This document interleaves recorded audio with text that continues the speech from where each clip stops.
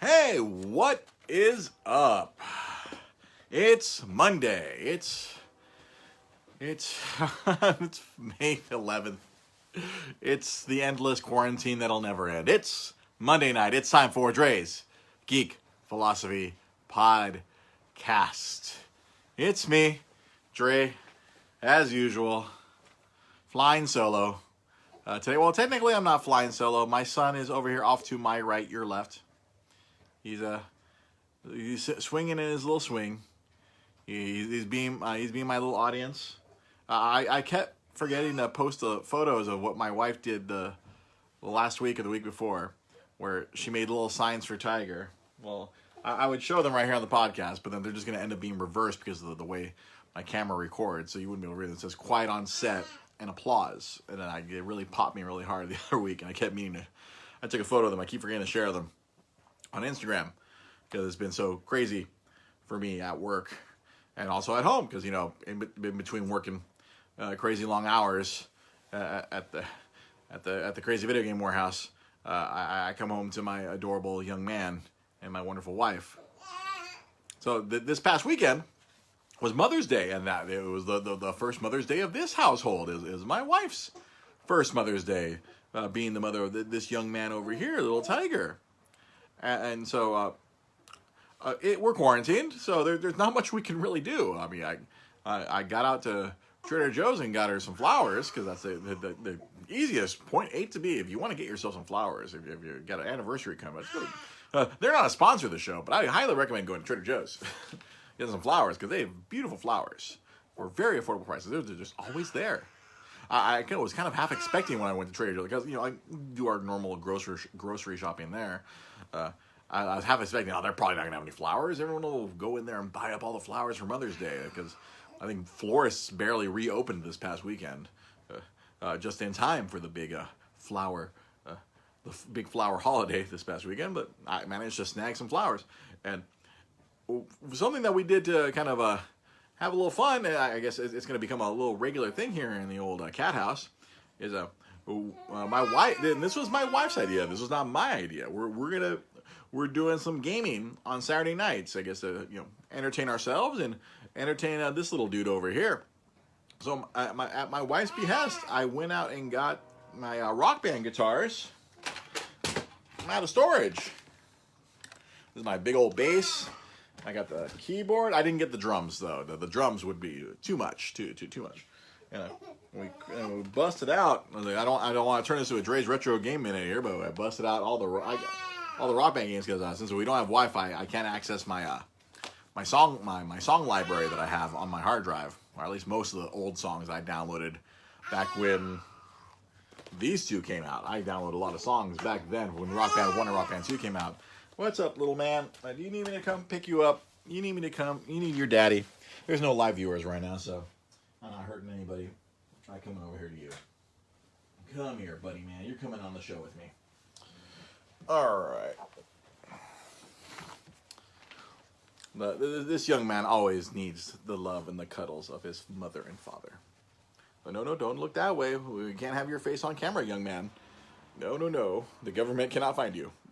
Ha ha. So yeah, we played a little bit of Rock Band on Saturday, and we played a little bit more Rock Band on Sunday. So my wife, she wanted, because we both love our karaoke, and currently there is no karaoke to be done. You can't go to any karaoke bars. You can't go to any bars whatsoever. Like hell, even the place where I used to go, Crawford's, AK, used to be Sardo's, Zombie Sardo's, is no longer a thing, and apparently they weren't going to be carrying karaoke much longer anyway for whatever reason. I don't know what, but so I really had no place to go. I guess maybe when things get back to normal, maybe there's a place in Birmingham called the Goodnight Bar. It's where our awesome karaoke friend Celise is the host over there. So whenever that resumes, if we ever get back to that level of normalcy, that's where we'd go karaoke. But the wife and I love to sing, so I was like, my wife's like, hey, break out the Rock Band. She can sing. I can get my little plastic guitar on, and I do love to play me some Rock Band. And that's what we did. Sunday, and then what was really awesome for those of you who who are not Facebook friends with me, it was great yesterday because we discovered, especially in relation to this young man right here, is that some of the, like, he fell asleep while we were playing Rock Band. And it made no sense to me at first because, you know, we're playing Beastie Boys Sabotage. We're singing it, and he's sitting in his little swing watching us. And then after the song, we stop. You guys can't hear anything? Uh-oh. That would be a problem if you guys can't hear anything. Uh-oh. Why can't you guys hear anything? Testing, testing. Uh-oh. I hope this video... Oh, man. This will be a huge technical problem. Executive producer wife, can you check on your phone if people can hear me? Oh. Well, she didn't even receive a notification. So, yeah, this is a comedy of errors. Son, you're showing your face. Don't show your face on camera. Don't show your face on the camera, young man. You're okay. I have audio. Okay, well, wife says I have audio. I goes, all right, I don't know. Check your phone. So, okay, we're okay. So we're I was saying, so we were playing Beastie Boys Sabotage because my wife loves the Beastie Boys, and then we turn over and our young man, our little boy, I don't know if it was during Beastie Boys, but this kid he passed out, and it's not like we had the TV on real low. We were rocking it out. I was rocking out on playing the guitar part. My wife was singing her heart out. And this young man was KO'd. He was just like out in his little swing. It was the funniest thing. It's like, what? Rock music put him to sleep. But I think what we discovered, what kept him asleep was the ambient noise from the menu. Thank you, Chris, for that double check. Thank you as well. Or the ambient noise in the menu. So as you progress through Rock Band 3, we're playing the third version of Rock Band. That as you progress, you go from, you know, your band is in a van and you go into a bus, and that you eventually get on an airplane. I think the ambient noise of the airplane in the in part 3. Oh, you want to flip over? All right, let's flip over to the other side. All right, cool. The ambient noise of the airplane, it put this kid to sleep. He was out. It was hilarious. It's like, wait, he's asleep. And it was probably one of the best unintentional Mother's Day gifts, because normally the only way this kid gets to sleep is either right here on my shoulder, right here. This is his second favorite bed, is on my chest, or obviously his favorite bed is laying next to mommy and eating, and, you know, doing his breastfeeding. That's where he normally likes to fall asleep. The top two places, on mommy and then on daddy. Normally we put him in his bassinet or put him in a swing or put him in a chair. He's just like, nah, I ain't sleeping. No.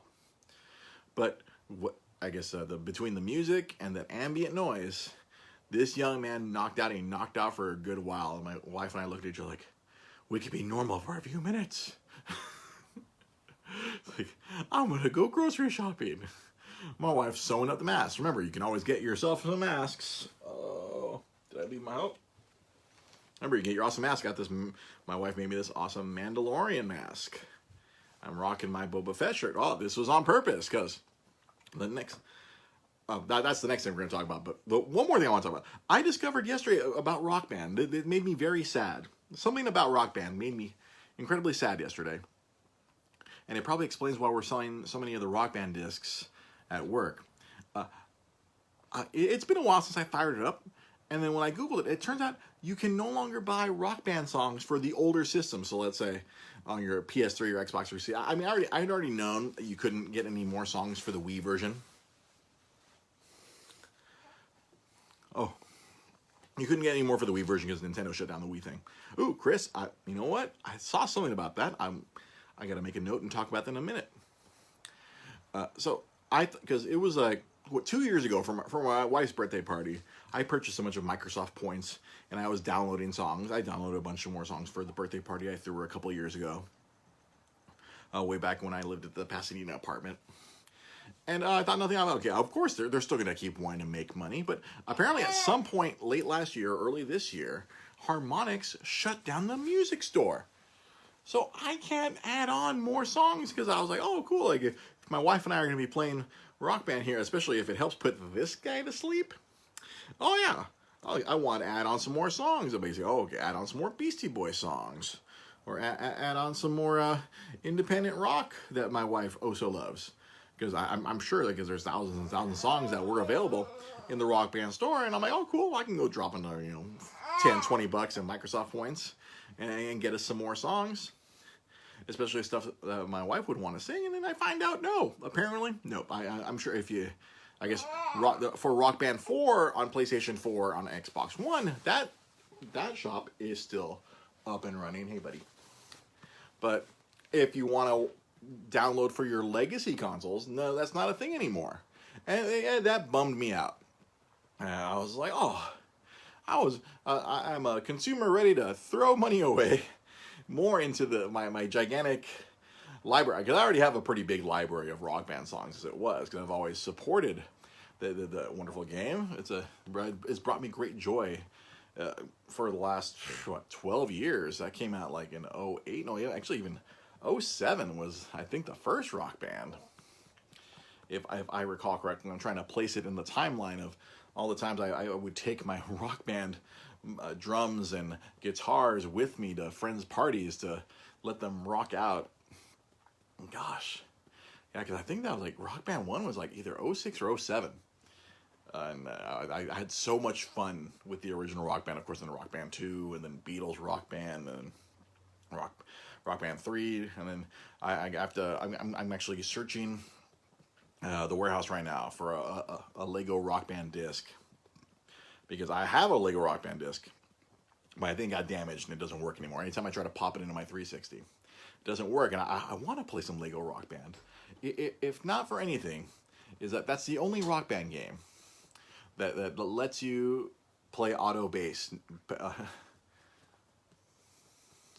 Lets you play auto bass on the bass pedal on the drums. Makes it easy mode. I guess they're thinking of the kids for that Lego Rock Band. We have plenty of Lego Rock Band for PS3 at work, but I have to like search deep into the deep recesses of recesses. I don't know. Which word is it, Tiger? Do you know which word it is? You don't know which word it is. The deep, dark areas of the warehouse and see if there's a Lego Rock Band disc, or I can just take my disc to work and see if I can use the resurfacing machine to see if that'll solve the problem of my apparently defective or damaged Lego Rock Band disc. Because there's some songs on there too. There's a couple of wacky Foo Fighters songs on there, and I think Ghostbusters by Ray Parker Jr. is on there. Crazy. So to get to the next point, so I'm rocking my Boba Fett shirt here, and I showed my Mandalorian mask. Remember, Etsy.com/shop/Let Me Out Club if you want to get yourself some nerdy masks for yourself from my wonderful wife, Rosa Limon. I'm rocking this shirt and rocking the mask today because apparently it was announced, I guess, on that at some point that during this upcoming second season of The Mandalorian, we may or may not get Boba Fett. What the heck? I'm sure people who have no idea what the expanded universe are going, wait, didn't Boba Fett die in Return of the Jedi? But if you read a bunch of the Dark Horse comics or a bunch of the novels, like myself or a bunch of other Star Wars nerds, I know he's a... Whoop, let's flip you over to the side, kid. If you read any of the comic books, you'd find out that, oh, Boba Fett using his jetpack or some other chicanery, or on the whimsy of a writer with the approval of Lucasfilms, Boba Fett escaped the pit of the Sarlacc and did not meet his untimely doom there. And many people are like, oh, Disney erased all of the expanded universe. Nah, they've been bringing it all back slowly. They're just picking and choosing what they bring back. You know, clearly, if you watch Star Wars Rebels, they brought back a lot of expanded universe, especially in the form of Grand Admiral Thrawn for those super duper Star Wars nerds. That awesome evil bad guy continues to exist. But it looks like they're delving into the expanded universe again and bringing Boba Fett from his untimely fate in Return of the Jedi. And I don't know if we're going to have him and the Mandalorian meet. Hey, Bubba, all right, is this how it's going to work? Am I have to hold you so like the camera can't see you or can't see your face, but you can see my face? Is this how it's gonna work? Oh, a Star Wars multiverse? Oh, that would be far too complicated. Now, you're talking into comic book territory of complications there. If they do some sort of multiverse, you're talking like that's some DC Comics level confusion of how many Supermen do we have? 52? Okay, let's roll with that. Don't want to have multiple Boba Fetts. That would be confusing. Wouldn't that be confusing, son? I'm already gonna have to teach you all of this stuff, all this nerdy stuff. I'm gonna have to teach you. And if they complicate it any further, I don't know how I'm going to show you, buddy. There won't be enough time for us to sit down and read all these comic books and read all these actual books and play all the video games that are Star Wars related. Oh, how I await our first time through Knights of the Old Republic, you and me, young man. And I wait to see what your decisions will be. Will you be a light side or will you be dark side? Will you make the decisions that'll make the decisions that make the game easier or make the game more difficult? Light side. Mwah. Yeah, that's a. Oh no! Don't show your face, kid. Don't show your face, child. These are the type of things I have to worry about. So yeah, this whole they're bringing Boba Fett back from the supposed dead, or for casual fans, isn't he dead? No, he's not. He may or may not be dead. Friend of the show, Juan Carlos Marquez, was crowing about it on Twitter, going obviously these people have never read, Tales from Mos Eisley, one of the books. Oh, see Ryan talking. You're watching the old Clone Wars. Yeah, it's pretty awesome. The guy who's pretending to be Robert Rodriguez in that Mandalorian documentary, Dave Filoni. He's rocking his cowboy hat and cowboy jacket. It looks. Oh, you're talking about the samurai jacket. Oh, I have those on DVD somewhere in my collection. The original the original old Clone Wars, not the CG ones. Those are pretty cool. But yeah, it's some pretty exciting stuff. And then our friend of the show, Chris Del Castillo, he mentioned somewhere earlier in the comments that there's a rumor. I saw that when I was making my show notes today, but I didn't delve too far into it, but it doesn't hurt to mention it since Chris did, that apparently Amazon wants to buy AMC, not the TV station, but the movie house. I don't know why Amazon would want to do that. I mean, I know they're really professional at losing money. I mean, they've made an entire business out of losing money. And I guess we're getting an impromptu, as my wife has been doing for the last few months, jumping in and saving my life. Hello, wife. How are you doing? Pretty good. You doing pretty good, wife? Hey, everybody, my wife is back. He really wants to be on camera. He wants to be on camera. Yeah. Oh, see, I didn't realize. Daniel just made a good point. That I didn't know that AMC was owned by AMC was owned by China. I wasn't aware of that. I feel like I should have known that from my year of working at Disney. Take a drink, everybody. I guess that wasn't a Nintendo reference, but I did work for Disney for a year, so take a drink. Amazon bought Whole Foods, and nothing really changed except for a few savings via barcode. I guess that's true. That the whole paycheck market. That's like I said earlier, I'm a Trader Joe's kind of guy. What's this guy doing over here? Nothing. He's just really digging, looking at you, watching you. He wants to watch your face as you talk. Wants to see my face. I know. Yeah. I was holding him out right here, and he kind of relaxed. You're trying to keep him from we're trying to It's difficult. Not show his face on camera. If any friends want to see his cute little face, you send me a request via Facebook Messenger or send me a text, and I'll send you some adorable photos of this young man. I could come in. But we're not posting any photos of him on social media. We're trying to. Be a little co-host, but no, I think he wants to. I think we're gonna head out. You guys are all gonna head out? Yeah. Because I think he wants a nap. He's doing 360 exercises. I know he's turning his head all the way around. He's he's turning his head around. I keep his side of his face keeps showing up on camera. No, child, no. Not until you're able to make that decision for yourself, young man. We're trying not to put him on social media. Yeah. We're not trying to be those parents. No. All right. Have fun. Okay, I will. Hey, everybody, my wife. Bye. My wonderful wife. Remember, Etsy.com/shop/Let Me Out Club if you want to get yourself some nerdy mess. My wife jumped in there to grab it. Daniel says he wants to be famous. Tiger wants to be famous. He can save his time for fame later. All right, let's jump into a little bit of nerd news. All right, this week, the weekly nerd news. It's our segment here. All right, so our first piece of weekly nerd news comes from Irv Denopatampa. He sent me a message which caused my wife and I to go searching on YouTube.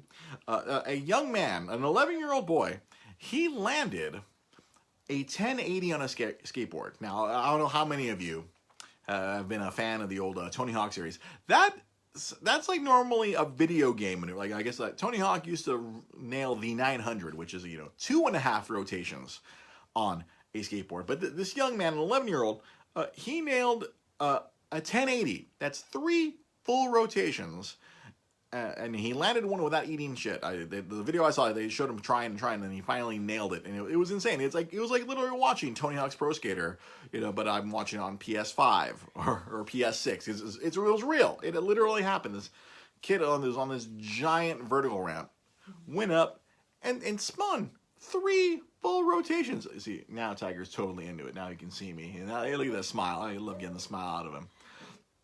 3 full rotations. That's straight out of a video game. Apparently, we're just like, as we progress, we are defying the laws of physics. So thanks to Irv for sending that along. Our second piece of this week in the nerd news comes from Art Solorio. Now that he fixed his audio, now I can hear that. So last week I mentioned that Nintendo got hacked, and a lot of their information was spread out on the internet. So something that's come about from this leak is that something that there's a thing called the source code for these systems, for the older systems, for like the N64 and the Nintendo GameCube. Now, what a source code is, that's basically the engineering of the actual system. So if you wanted to make a game, you literally have the entire, you have all the pieces. How can I put this in easier terms? You basically have all the Lego pieces there to create your game. You can do what you want with it. It's like the proprietary information of how to have a game properly run on a GameCube or run on an N64 apparently is out on the internet. So, but the danger is now it's like, some people are saying, great, now people who do emulation will have an easier time. But I think the double-edged sword on that is if people who do create emulated games, if they do use these now blueprints that are now floating around the internet that have been leaked or hacked from Nintendo, you open yourself up to liability from the incredibly litigious Nintendo. Nintendo loves to just sue people. Some people see it as negative. Some people see it as positive. They have to protect themselves. They have to.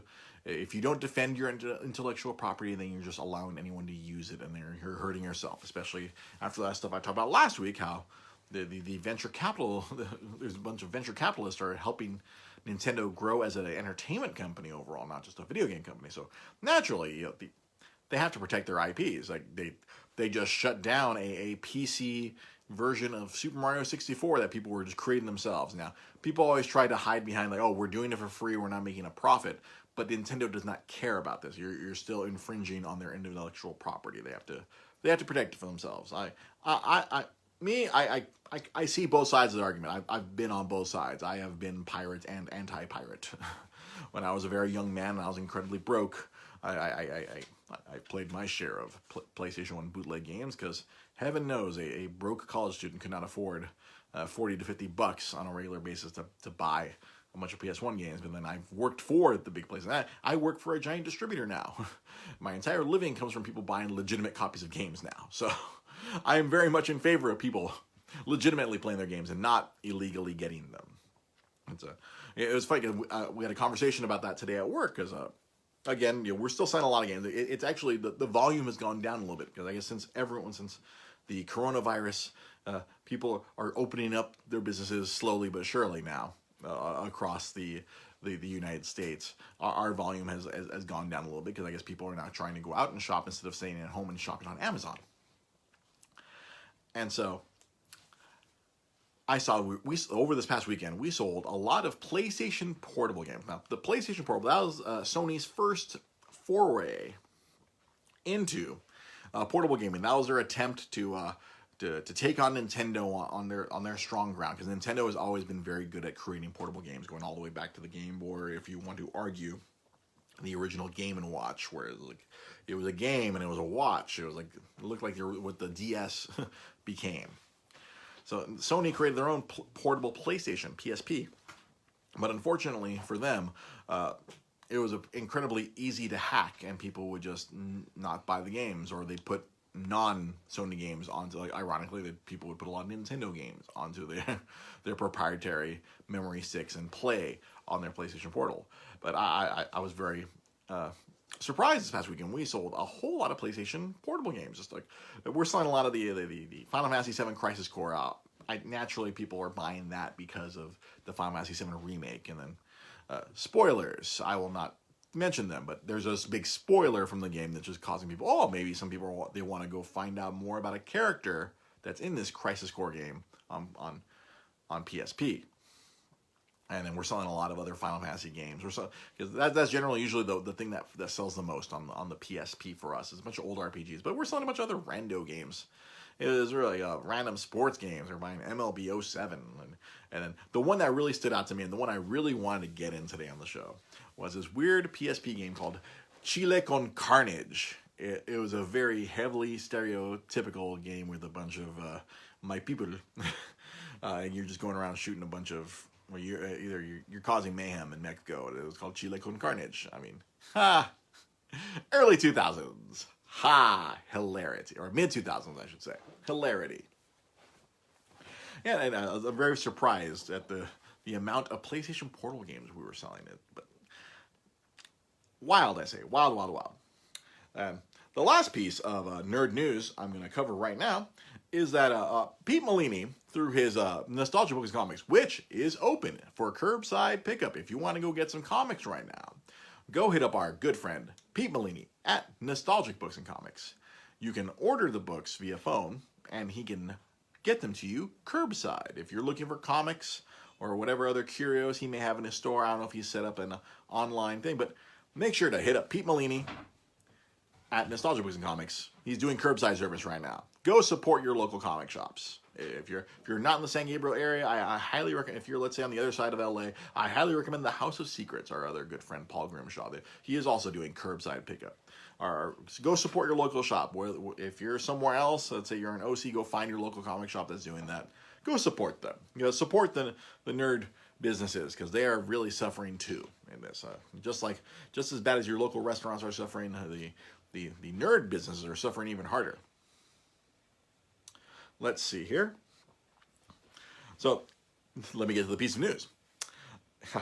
The piece of news that came out from Pete Molini shared that Swamp Thing, the show that was only on the DC Universe app, apparently is going to be picked up by the CW and shown. They're going to show the one season of Swamp Thing on the actual CW, which leads me to speculate. This is a tweet I've wanted to put out for a while.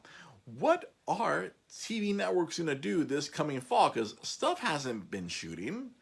Clearly CW is digging in, has been digging into their catalog of games, not games, their catalog of shows. They're dredging up stuff that, it was only on streaming, let's put it on network television. And my fear currently is there is going to be a bunch of terrible reality shows. Now, stuff has been shot all the time. I mean, I'm sure there's stuff that's been sitting in the can. Stuff that people haven't seen. Stuff that was pitched. Stuff that was created. And never was supposed to see the light of day. And now, unfortunately, networks are going to have to do that. Because, you've seen that Saturday Night Live, they've been doing their at-home shows. And a lot of these other shows. I've noticed that the Voice yesterday, the Voice is apparently having to do all their stuff via Zoom now. So we're entering this unusual world coming up where what's going to be on TV aside from Zoom created shows like what SNL's been doing, or is it going to be a bunch of garbage reality television that just was not supposed to show up, or it's been on other channels but now they're going to take it from the crappy channel and put it on one of the major networks? What's going to happen? I mean, I know Fox is throwing up the WWE pre-tape stuff every Friday night. And that because they're doing their thing, But what's going to happen all the other nights? My wife, one of her favorite shows, World of Dance, I saw they used to just be a Sunday night show. They're throwing it up on Tuesday because naturally, I think they got that in the can. Or, on Fox, The Masked Singer, they filmed all those all in one shot. And they've been slowly meeting those out. But what happens with the next season? Well, I don't know. I'm scared to see what things are going to come about this fall if this coronavirus quarantine doesn't end. And, obviously they can't really shoot anything unless it's via Zoom. We're going to get a bunch of Zoom television shows. Who knows? Oh, what's up, young man? You're okay, young man? It's incredibly concerning to me. I don't consume that much television nowadays, but what's going to happen, especially all these streaming services are coming out. Obviously, all this older stuff is going to be retreaded.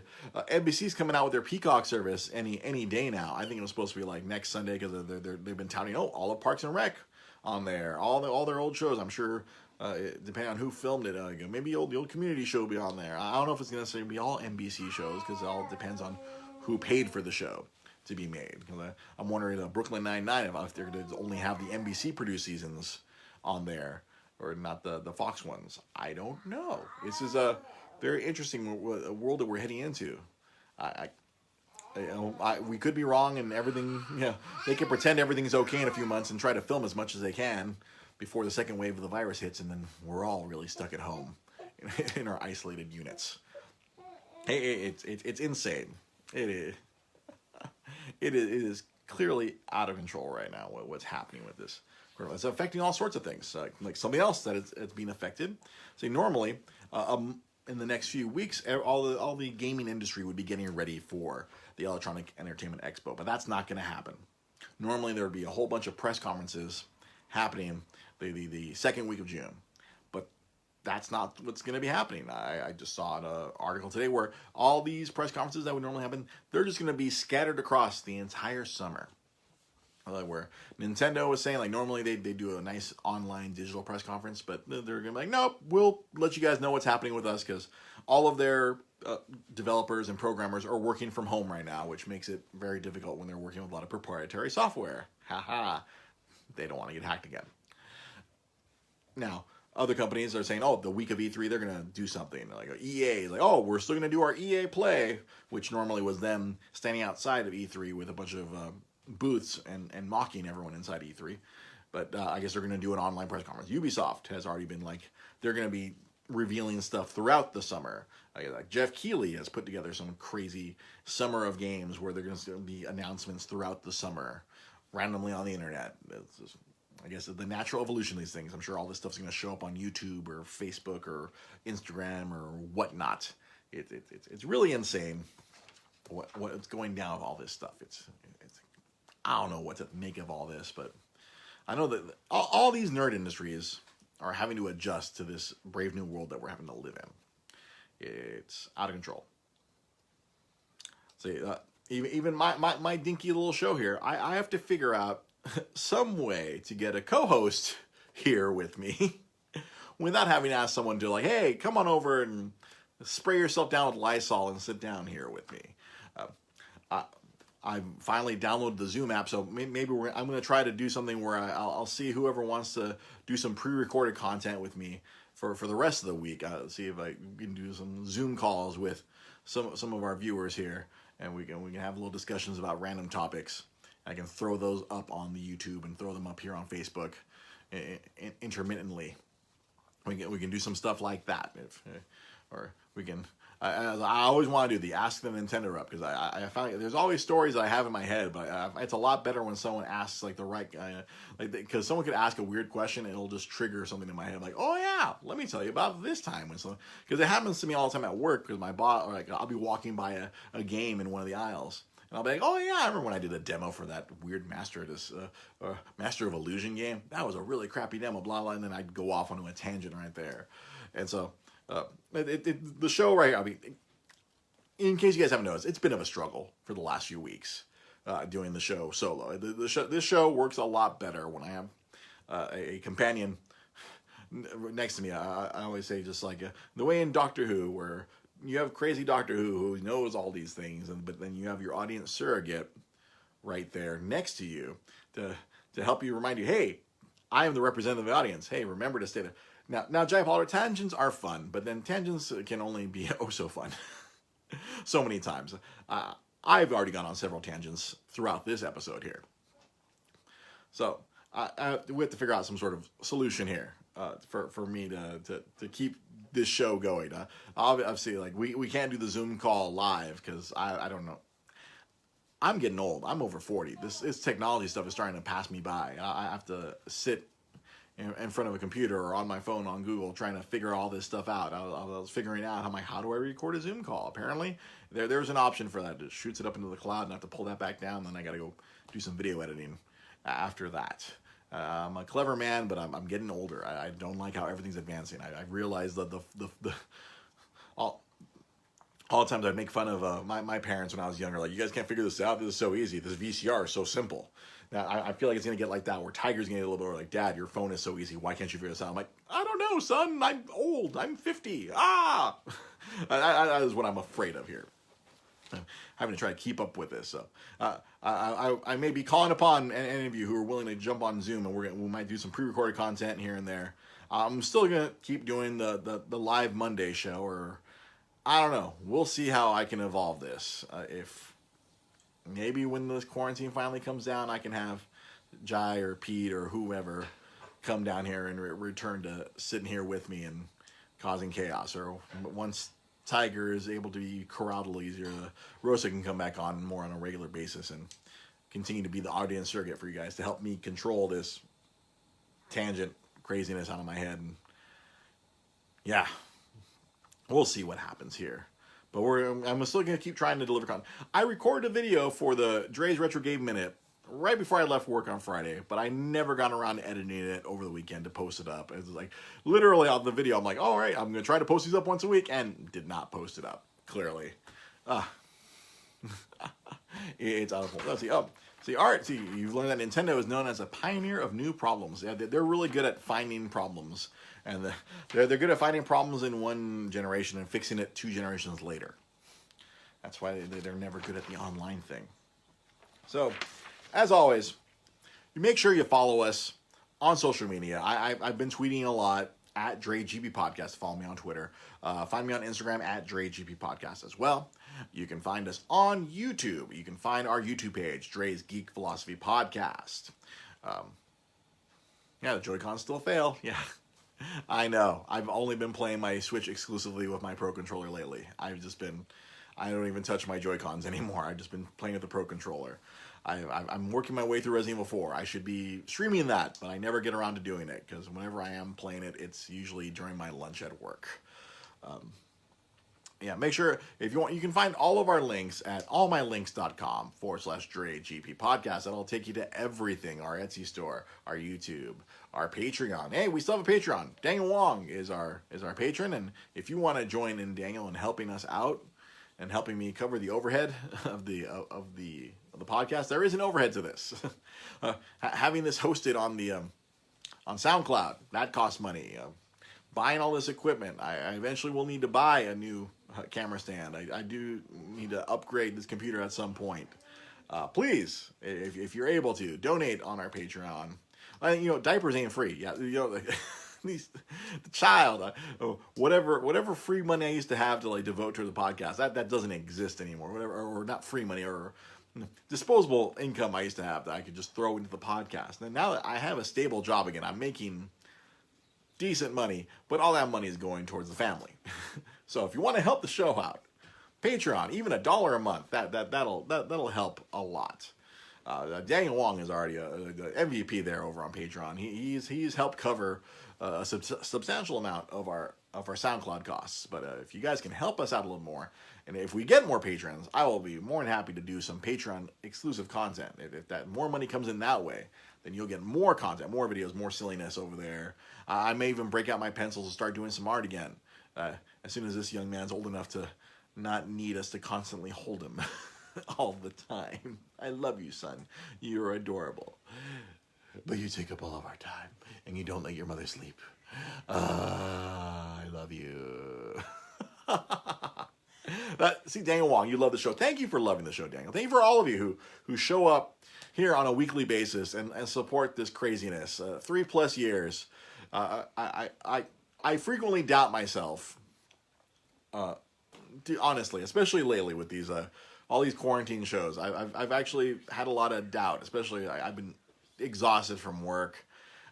There's not much pop culture to talk about really because everything is shut down. I can't get out and watch movies and see things.